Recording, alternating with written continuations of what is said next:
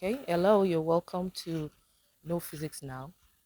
I have put together some very interesting experiments that some of our students are going to do one time or the other.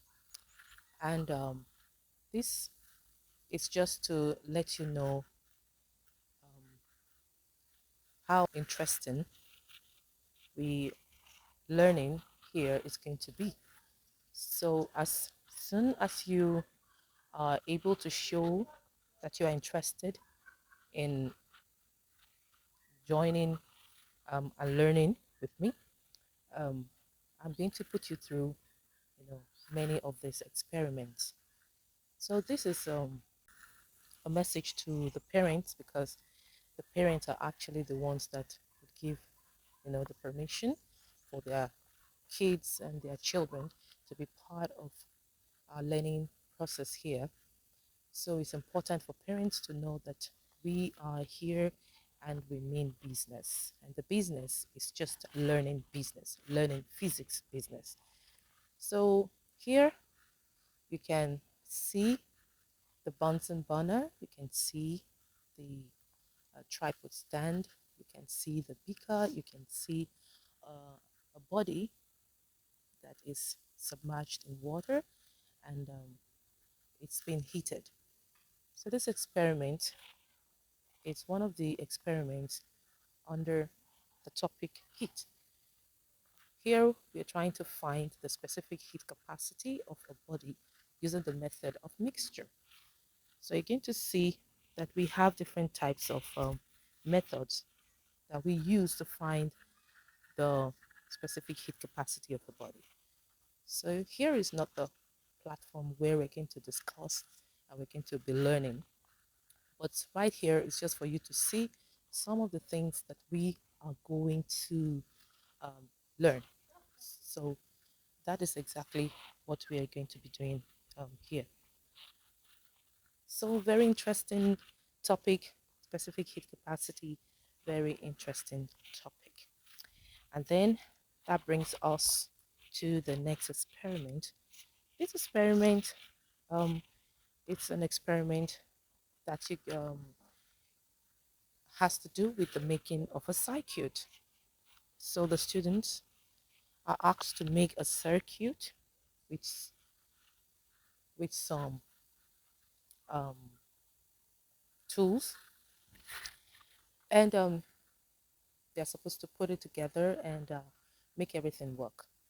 So on this particular day, my students were having their first try, and it was quite an amazing time for them.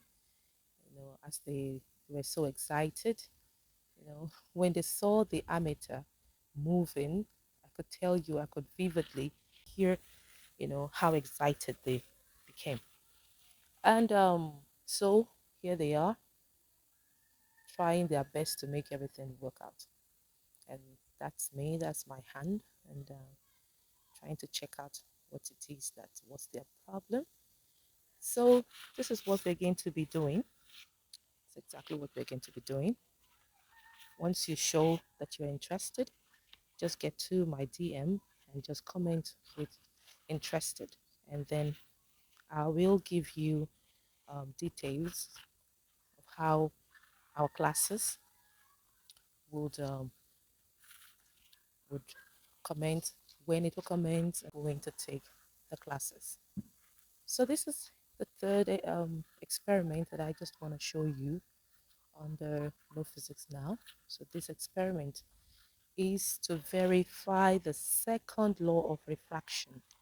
Second law of refraction. So this may seem far-fetched to you, but um, definitely it won't be far-fetched to the students that are meant to study them.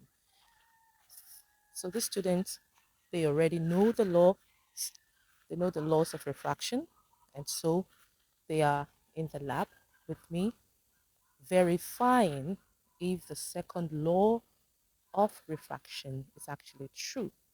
And so when you come to class, when you show that you're interested in my DM, I'm going to take you through the second law, of course, and then tell you exactly what the students are trying to do. Yeah, but just for the sake of mentioning it, we know that the second law of refraction states that the ratio of the sine of incidence to the sine of refraction is equals to a constant. And that constant is known as the refractive index. I hope to see you students in class. If you're the one that gets to see this first, I'd like you to inform your parents, your guardians, and tell them that there's a beautiful and wonderful platform where you can learn physics. And so we are going to, I am going to be on standby waiting for you in class, and we're going to have a very wonderful time learning physics. Physics is absolutely not a difficult subject. And the reason why I am confident to say it's not a difficult subject is once you have somebody to guide you through, yes, and that is exactly what I'm going to do here, you will get accustomed to how to define a particular term, um, how to understand the process, how it works, and how to know the application of that system. Okay, and also how to solve any exercises um, that comes under that particular um, topic. So we're going to have an exciting time. So like I said, make sure you are there. Make sure that you type and comment with I am interested or interested on my DM, and I am going to tell you the next information on how you are going to start learning physics with me. Okay, so I believe for everyone that is coming to class, if you have experienced physics or not, you do not have to have done physics anywhere. If you are just an enthusiastic person, if you are just inquisitive and you want to learn physics, or you are a student and you are in grade 11 to 12, or you are in the senior secondary class, which is senior secondary class 1 to 3, you know, which we also know as SS1 to 3. You are very welcome. So all you have to do is to make sure that you type I am interested on my DM, yeah, on the DM, and then I'll contact you on my DM and let you know how you are going to meet up with me um, on our WhatsApp page, how you're going to how we're going to carry out the lessons. So I have a lot of other experiments to show you.